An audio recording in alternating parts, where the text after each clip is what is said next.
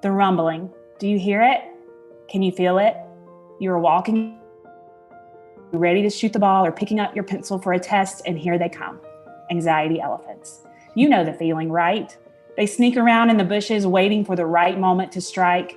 At this point, it's too late. There's nothing you can do to stop them. Suddenly, they pounce. A herd of elephants jump up and down on your chest. If you struggle with what I've described, know you are not alone. I hid my struggle against anxiety for a long time. I thought anxiety elephants, as I like to call them, only attacked me. I didn't know there were others who struggled with the same thing. Growing up, I dealt with a lot of anxiety, but I didn't know what it was. When I would get bullied or be afraid of something, my heart would race or I couldn't sleep at night.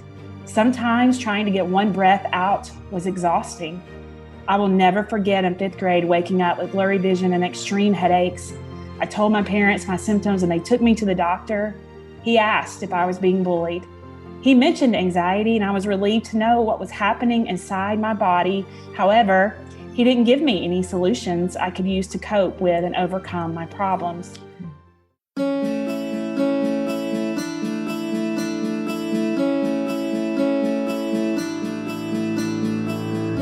Sometimes the story we tell ourselves is not really true.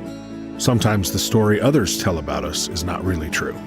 Here on today's Heartlifter with Janell, we are going to learn how to rewrite our story. So pick up your favorite pen and journal, grab a cup of something delicious, and start your heart-lifting journey towards living a meaningful life.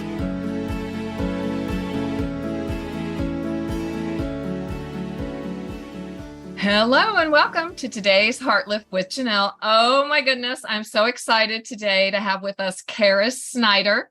She has written the phenomenal Anxiety Elephants for Tweens, now has one for girls and for boys. And we have the honor and privilege of hearing from her voice, and actually hearing her heart on how we can better equip the next generation to deal with this unprecedented anxiety and overwhelm. Did you hear that in my voice? I just want to take my deep breath before we start. So welcome, Caris. Welcome. Oh, thank you so much for having me and taking that deep breath for all of us, because I think we all feel it. It's a collective feeling. It is collective and it's global. That's what's different. Yes. And I think that's what all the experts are leading us to. It wasn't just a United States trauma as 911. Of course, that had ramifications across the world. But this global pandemic, has affected the entire world, shut down. And that is unprecedented, obviously. And so I asked you before we came on, Caris, and by the way, your name does mean grace, doesn't it? It does, yes. So I wanted to name one of my children Caris, but our last name has 2 R's, Reardon. So it's like Caris Reardon was like a lot of R's. So I have a strong affinity for that name. It just is such a beautiful part of God, Caris, his grace. I was asking you what's on your heart today. And so I would just love for you to share with our community, our Heartlifters.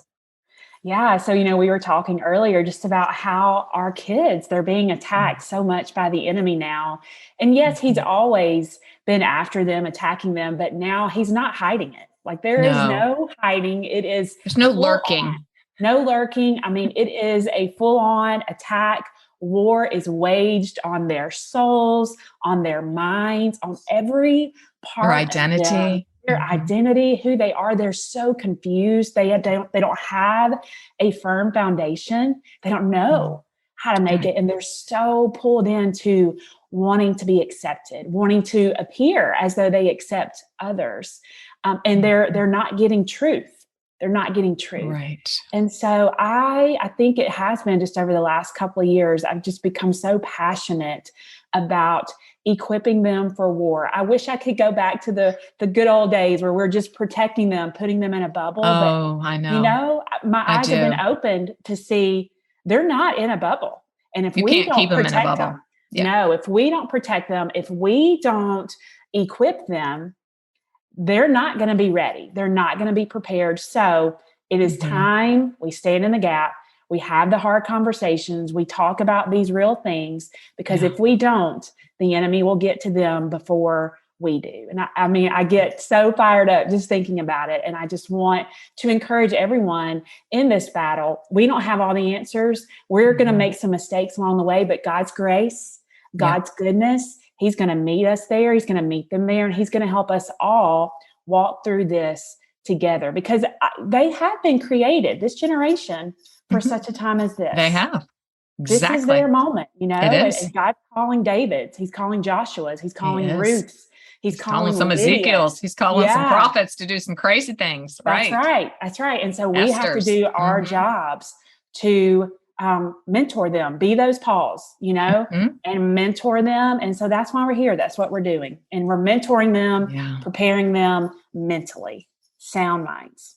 Yeah. Because I always think of Daniel. I just think of Daniel so much. And I think, you know, when we talk about pandemics and shutdowns and lockdowns and exiles and all of these things, there is nothing new under the sun. Yeah. So I want to preface this conversation with you, Caris, because I feel like you've got your finger on the pulse. And so if you're new to the podcast, my worldview, if you don't know, is from the Judeo-Christian worldview, a biblical worldview, the lens at which I see the world, the glasses I put on every day. I see them through, a faith lens. I follow the ways of Jesus. I follow his word. On the other hand, I want to have open conversations, because I feel like if we can't come to the table, and that's why you're here, Caris, to help us, because I feel like, Caris, I said to you, I now have 3 grown adult children who are now bringing me my little grandbabies. And I wish I was walking before this interview, praying and just like, I wish I had, and I call it the emotional language. I had a propensity towards it, obviously, because of who I am. But I didn't go back to get my master's in counseling until my 50s. So they were already in college. What can we do? Help us so that, because there were mistakes made, I'm saying, I spiritually bypassed, which we now know as a term. I would say, well, we'll just pray about it. Or I didn't slap the scripture. I honestly meant the scripture. We prayed. I didn't know another tool. I didn't really know how to, of course I would say, hey, talk to me. Let's talk about it. But I really did not have what I have now. Right. And so, but you do. Okay. So anxiety elephants. First of all, love the elephant theme. Thank you. Yes. Love it. Where did that come from? Right. So this is a question I get quite a bit. Yeah. And I started out as a speaker, not really ever intending to write, but God does that. He takes us in different paths.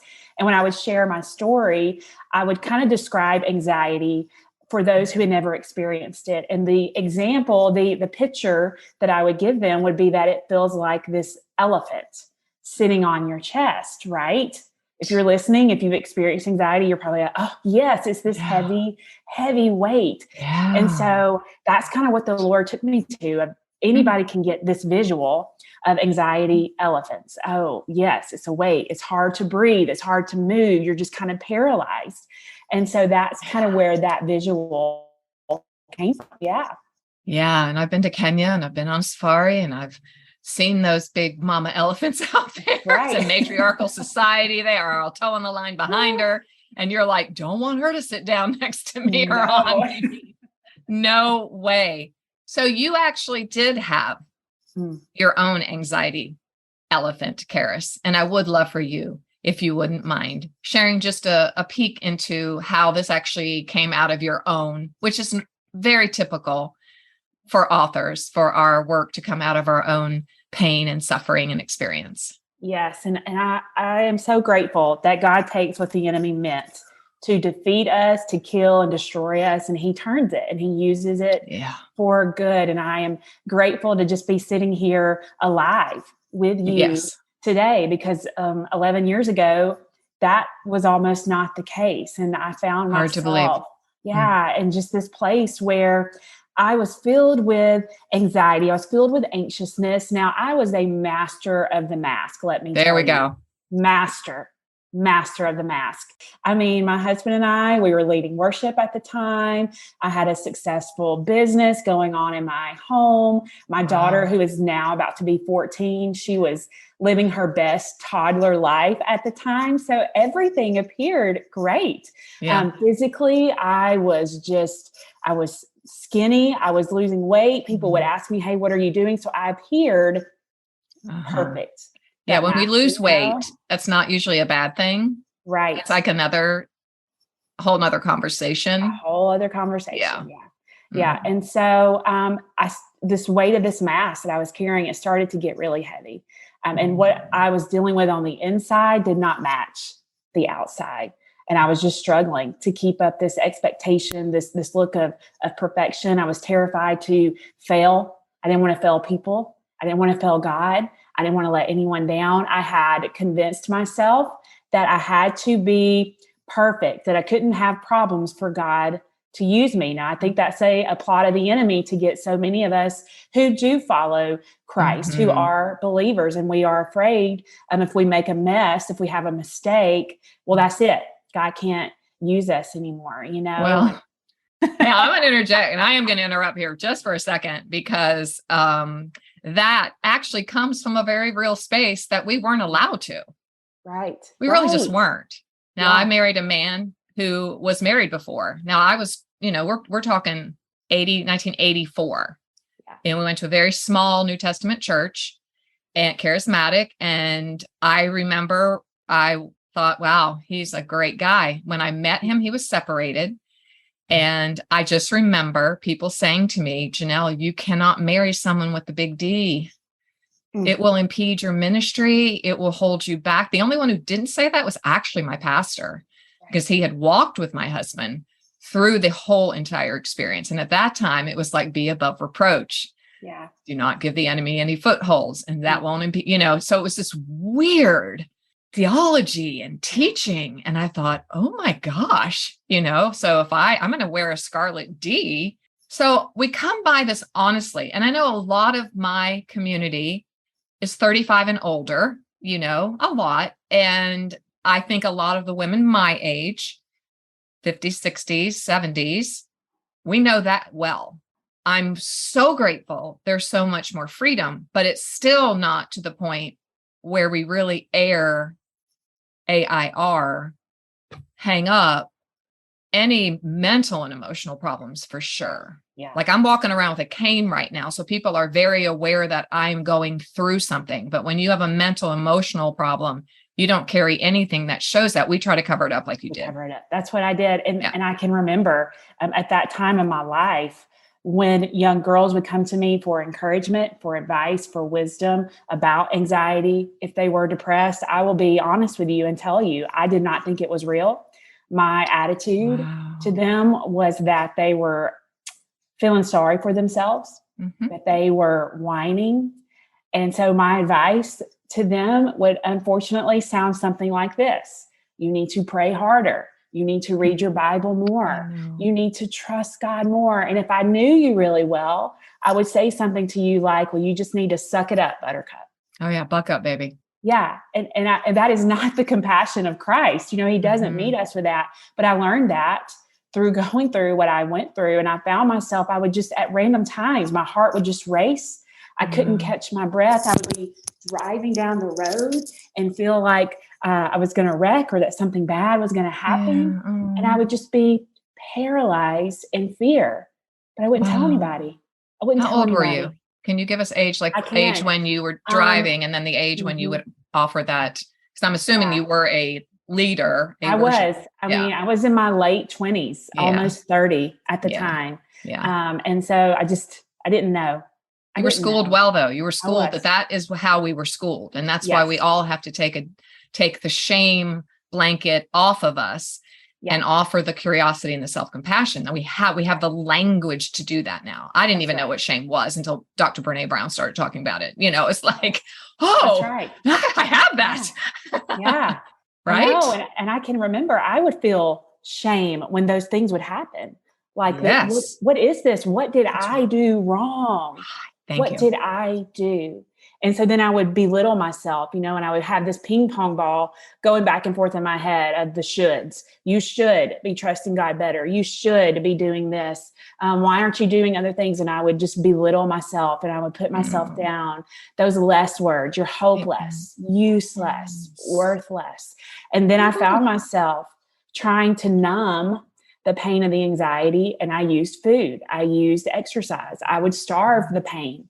Me too. I would over exercise. I would work out 2 and 3 hours a day. I didn't even eat 1,000 calories a day. Yeah. I would drink gallons of water. And I found myself in this place where I had a pretty legit anxiety attack. I was frozen on my couch thinking my 2-year-old daughter is going to come in here and find her mommy dead on the floor. Because I didn't know what was going on. I know. I'm sorry that our system didn't do better. Yeah. Well, but that's why we're here. That's why we're here, because God brought healing through that. Yeah. I did call my mom. She was a safe person for me to call. Hallelujah. That's amazing. Right? I was grateful for that. And she told me, she said, Caris, you got to go to the doctor. You need to go right now just to make sure everything is okay. And at almost 30, I knew not to argue with my mother, that I needed to go do Good girl. what she said. And I did. But you know what? When I got there, I can remember telling those nurses, I'm so sorry. I'm sorry I'm a burden to you today. I'm sorry for having to do this. I'm so sorry. And I had an amazing nurse, and she looked at me and she said, you do not have to apologize. This is why we're here. Yes. This is why we are here. And she just offered me so much comfort. In that moment, my husband came to get my daughter, who was crying because she didn't know what was going on with her mommy. My husband was like, what's happening? I was like, just go, because I didn't want him to see me that way. And the doctor told me, hey, you're having an anxiety attack. Your heart is fine. You're having an anxiety attack. And of course, at that moment, I argued with him, told him he was wrong. I'm good. I'm fine. Please tell me it's something besides anxiety. Yeah, anything else. Anything but. Tell me something that's really real that I can. I can't go tell people I'm having anxiety. That's right. And even tell me something that I can fix by myself. I know. That I don't have to let others in. But that's not what it was. And that's not the path. And so it just got worse and worse for me. And then I moved into a place of dread, depression. I dreaded getting up every day. I thought I was a burden and a bother to everyone around me. And the bottom of the bottom for me, I ended up getting pregnant, which was a miracle in itself. But I was getting closer and closer to 100 pounds. And the doctor, she said, Caris, you know what? I don't care if you eat donuts for breakfast, lunch, and dinner. For the sake of the baby, eat. And 2 things happened that day. That mama bear instinct kicked in. Yes, take care of the baby. Take care of that life. But also, if a doctor says you can eat donuts, breakfast, lunch, and dinner, please. Come on. Yeah, we're going to eat the donuts. Sprinkles, all the flavors. So I did. I ate a lot of donuts, and I gained about 6 pounds in 8 weeks. Wow. But I lost the baby. And that was the bottom. And of course, the enemy comes in and he says, look what you did. I feel like I'm looking in the mirror, actually. Our stories are very similar. And then it was just, everyone would be better off without you here. You're not needed. You're not wanted. You don't have a purpose. You need to go. And that was in the moment where God truly met me, and he just whispered, look up. And when I looked up, I thought I was going to be alone. I thought I was going to be rejected. And when I looked up, that lie of the enemy was met full force with God's truth. Wow. There were the helpers. A counselor was there for me. Wonderful. A doctor was there for me. My family, my friends, they showed up and they said, we love you. We love you. Wow. And I'm grateful for that. And then as I began to learn how to think differently, how to respond differently. But I also learned with a friend one day when she said, hey, Caris, how are you? Our daughters were having a play date together. And I didn't go back to, I'm good. I'm fine. Wonderful. I will never forget that day. I said to her, I am dealing with a lot of anxiety and depression. And I'm telling you, with tears in her eyes, she looked at me and she said, you too? And I was floored. And I said, yes, me too. Why? Why are we not talking about this? Why are we not letting each other in? Yeah. Right. And we found comfort and solace in that day, knowing we weren't alone. We were not alone, that That's it wasn't good. just her. It wasn't just me. There are millions of us who are struggling and dealing with that. And so that's where God began to say, this is what I'm calling you to. This is your ministry, to speak truth, to bring faith and mental health together. Use your story, use your experience, use what you learn to talk about it, to change the narrative, to allow us in the faith community to no longer put our heads in the sand about it because maybe we don't truly understand, but be a leading voice. Yes. Learn, be open, to help people. And I went through a lot of counseling. My doctor helped me. And in counseling, I realized a lot of this started when I was a child. I was going to ask that. Unhealthy habits, which is why the Tween books, I guess I'm so passionate about those. Yes. This is where it all began. Right. Yeah. I mean, I was bullied as a young child. So through that, that's what I wanted to know. I taught myself to hide, push it down, don't tell anybody, just pretend like everything is okay. I put this expectation of perfection on myself, to don't fail, don't make a mistake, don't put yourself in any kind of situation where you could be picked on or rejected. That's it. Again. That's really it. It's I'm not going to feel that feeling again. Not going to. I want to ask this if I can. Yeah. I have two thoughts, but this main one was not on the agenda, but it sounds from hearing your story that you were raised in what we call secure attachment. So I'm very strong, pound the table to get everyone in the world, every parent particularly, to understand what secure attachment is. Because if a child can move through life having that capacity of being seen and heard and loved and known and cared for and safe and secure, you had that. It sounds that way. Yeah. Okay. And I always say this because I did not, and so I came with an insecure attachment. I've had to do a lot of ladder work, but it sounds like you had that. And so a lot of people say, well, it must be nice. They won't have to deal anything. And I'm like, no, that's not true. I mean, you can have a great, not perfect home life, family of origin with secure attachment, but yet come into schools or athletics or dance classes or wherever, like you just said, and be bullied or something. Is that what I'm hearing you say? Yeah, that's correct. Okay. Now, and part of this bullying for me, I have a mild form of cerebral palsy in my left side. Oh. So I was physically different to the other children. Now, my parents were very adamant. I have a twin brother as well. Do you? I have a twin boy girls. Do you? I do. I am older by 1 minute. I don't hold that over my older twin by brother 5 anymore. That's funny. I used to when we were younger, but I don't hold that over him. Yes. Now, he did not have a physical disability. So my parents, they worked very hard to help me know that disability did not get to define my ability, that I could participate and be involved with other things like other children. May have to work harder, may have to look to do things a little bit different, but I could do that. Now, early on, this is where the bullying began for me because I was different. So they made fun of the way that I looked, the way that I walked, the way I would hold my arm up. And so that's where I experienced, for me, that rejection, that being different and not wanting to be put in that situation again. So that's where my parents never did this to me. I put the expectation of perfection.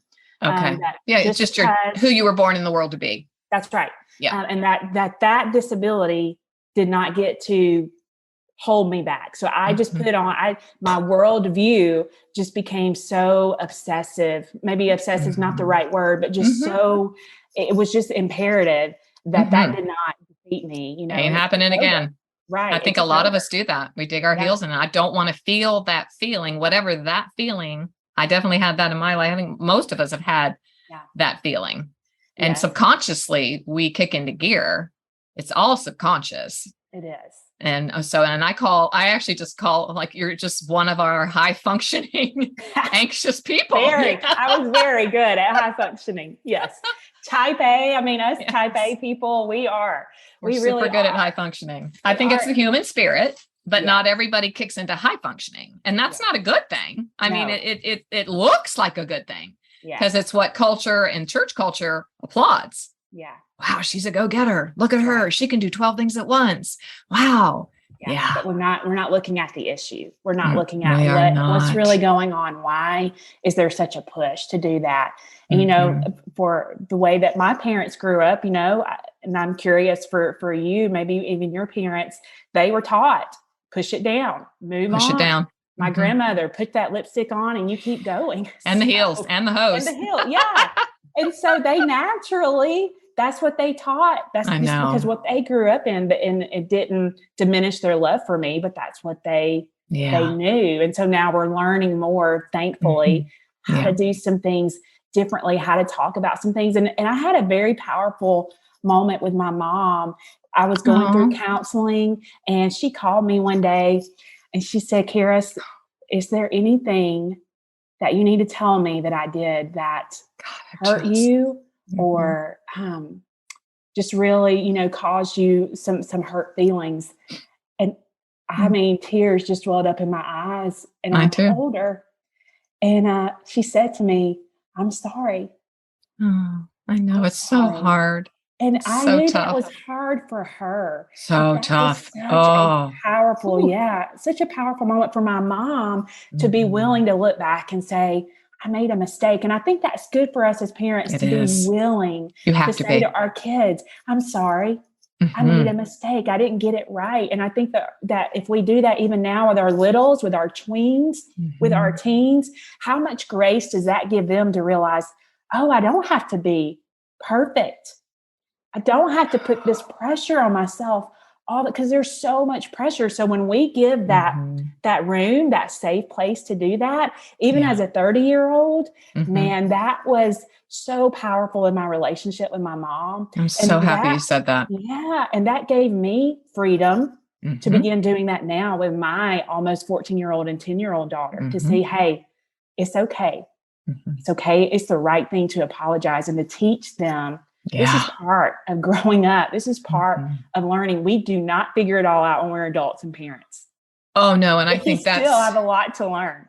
That's my absolute number one passion is for men and women, parents to, you know, I always say in my practice, like the very first step with the family system is to say, today's a new day. Yeah. Okay. We went today and we got some help. I have a family contract that I sent home with them, and, you know, and you sit down and it's not fun and it's terribly, you know, awkward. But sit down and say, it's a new day. Mom and dad got to learn some new ways of doing things. And so today we're going to start being healthy, and here's what's unhealthy. And if that in my ideal world, that would just happen in every home. Wow. The world would be a different place. So thank you. I had a quick second question that I had when you were being cared for. Yeah. So I wonder when that nurse spoke to you and she offered you grace, you know, what did that feel like? I don't know if this is the answer you were expecting, but I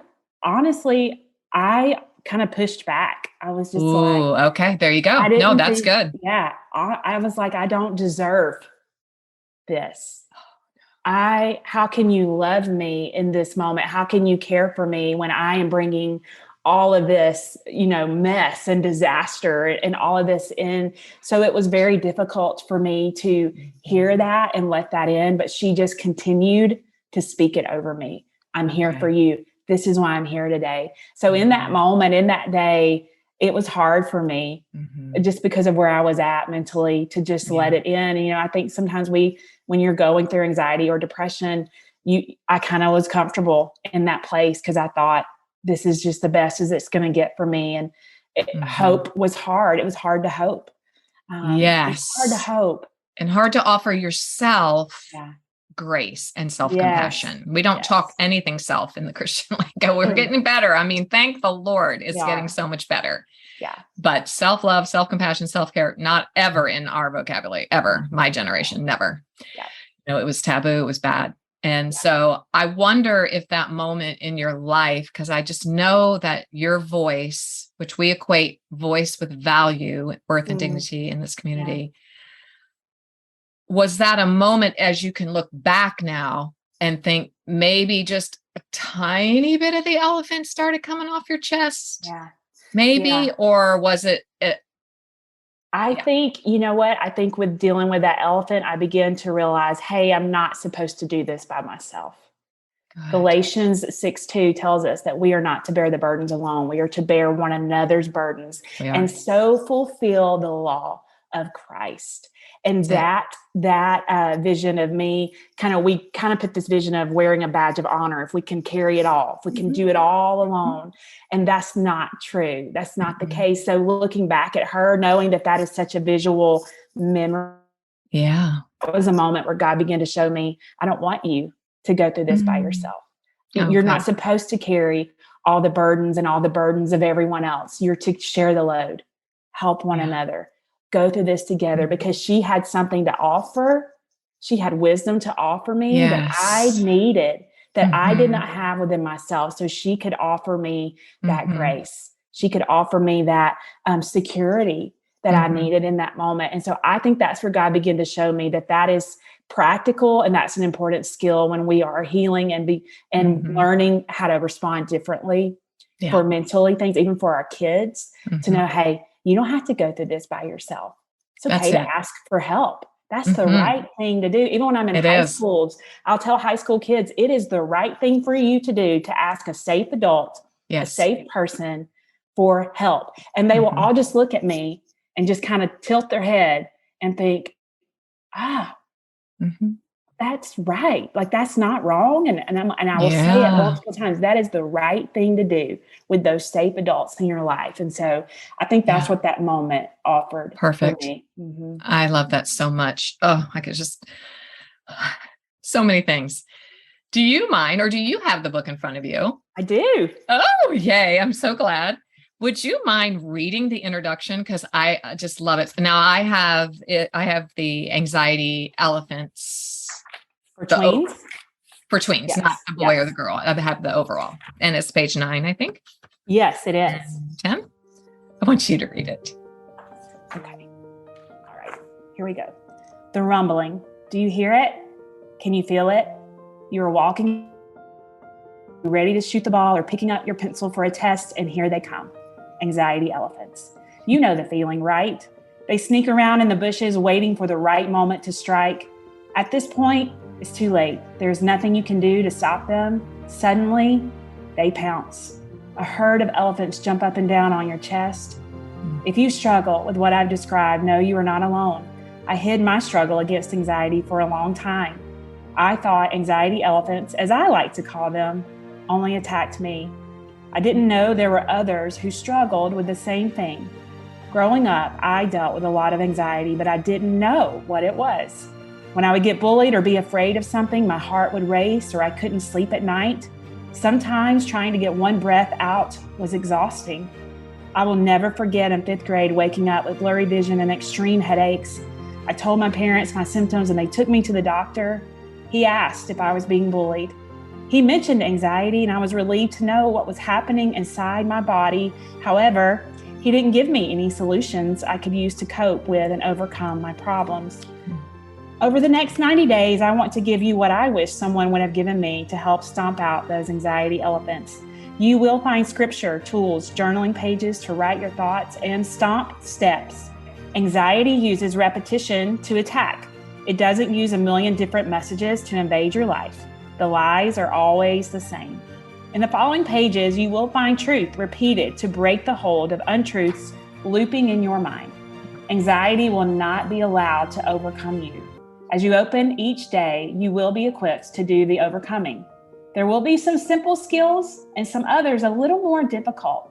You may find certain days of stomping out anxiety elephants will feel a little silly. I hope laughter comes through those pages. Now, are you ready to stomp? Let's go. Ready to stomp. I love it. Where's your conference? I'm ready to stomp. I want to be there. I want to help. I want to help kids stomp. Oh, I know. Oh, that would be so good. What is a stomp? I want to know, what is a stomp step? Because at the end of each of the devotionals, you have a stomp step, and they are so good. I have already got a web of them that I think are I love that. So I have an adult version of anxiety elephants that we started with, and each day ends with an action step. But I, thinking as a tween, a 9 to 12-year-old, I'm like, they need more than just action. They need like a visual action word. So stomp. stomp. I just love it. Elephant stomp. I was a tap dancer, so. Right, you get it. So we want to stomp back. We want to stomp back against that anxiety. And when you are anxious, sometimes it's difficult to know what actions to take. You want to take an action, but you're just paralyzed. You don't know what to do. No. So each day there is this a simple stop step for these children, for these tweens and their parents, if they're reading along with them, to know what to do, what action to enforce that day through their stopping. And so I tried that out on my own daughters. I was like, what do y'all think about this word? And they knew. They're like, oh, stomp. And they knew, as little kids, you dance, you learn how to stomp. Oh, honey, you learn how to stomp. Yeah, I see a stomp choreography. I'm already there. We'll have a stomp choreography. We'll have a dance to teach at your conferences. Right. I am all over. I love it. Yes. I had a dance studio forever. So that is so fun. Stomping is fun. Stomping, yeah, I do a lot of stomping. Yep. And there is even one day, I forgot how far it is into the devotional, where they can stomp on bubble wrap paper. Perfect. Right. Love that. Every time I read, I'm going to read them. Excuse me. I'm going to read some stomp steps. Flashlight tag, one of my kids' favorite things to do. And every one of these that I read, Caris, I thought a whole family should be doing this. Yes. Like adults can play. I think play, my very first book with parenting, I was like, play is so powerful. So it teaches so many things. You have journaling, doodling, which one of my daughters doodled so much and I love it. Breath work, gratitude, body awareness. It just goes on. It's so good. This is to me, it's like anxiety elephants for the family. Because most of us, Caris, and this is not an insult to anyone, so don't take it that way. The average reading age for most of us is 5th grade. Right. And when I read this, it is so helpful. Like I just already have the skill after reading it. Yeah. So I think, don't lose that. Translate that when you write to adults. Oh, that's so good. Yeah. Because it is so powerful. So thank you. I want to honor your time. Can I close by reading 3 or you read 3? Maybe you read it, and I would like to just offer this as a closing meditation. We're trying to practice in this season the contemplative rhythms of stillness, silence, and solitude. And I'm adding audio meditations. It's one of my favorite things to do, actually, is to create audio meditations.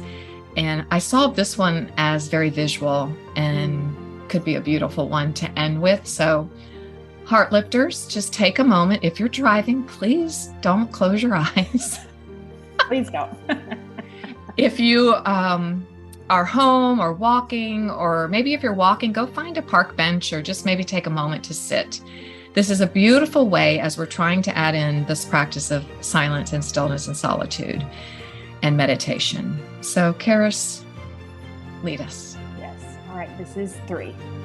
The scripture focus for this is 2 Corinthians 12:10. That is why, for Christ's sake, I delight in weaknesses, in insults, in hardships, in persecutions, in difficulties. For when I am weak, then I am strong.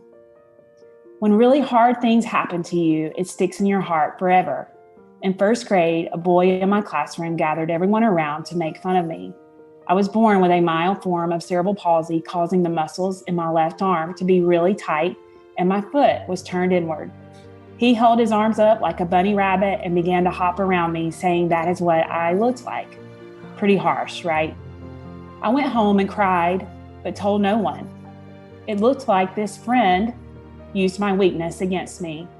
I thought to not be made fun of again, I had to be perfect and never show my weaknesses. I was mistaken. We do not have to hide struggles like anxiety and pretend to have it all together. We can be open and honest about our imperfections with God. He can handle any difficult situation. Nothing is too hard for him. The Lord's strength comes shining out in our weaknesses. As we allow him into those places, they no longer have power over us. We have power over them. And the stop step: share a moment someone made fun of you. Talk to your parents or an adult you trust about this experience and ask for their help in finding God's strength to move forward. Thank you so much. So Heartlifter, take this to heart today. This is our lean in teaching moment, our growth point for today with Caris. She's invited us to think of a moment. Perhaps it was long ago or maybe yesterday, where someone made you feel small. They tried to take a piece of you. And first and foremost, I always want to invite you to take that to our Heavenly Father and then ask for help if you need more help. You know, we're here to help you. So Caris, thank you so much. I just shower you with blessings with this work and can't wait to see how it unfolds in your life. Thank you for being honest and vulnerable and transparent. And just know there are a community of Heartlifters here for you if you ever need it, that you have a safe place. Thank you. Thank you for allowing me to be here with your community today. You're welcome. Do you want to go deeper in your faith even while you're on the go? No matter how busy the season you're in, Access More has a library of faith-based podcasts to help you grow spiritually. With podcasts from Christian thought leaders such as Christine Kane, Lisa Harper, Taryn Wells, and Bob Goff. You can hear podcasts on religion, culture, family, entertainment, and so much more. Access More gives you a safe space to find inspiring conversations about faith. Start listening today at accessmore.com.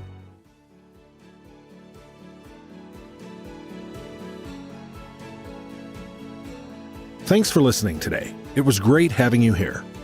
For even more great content and resources, please join the Stronger Everyday online community at janellreardon.com.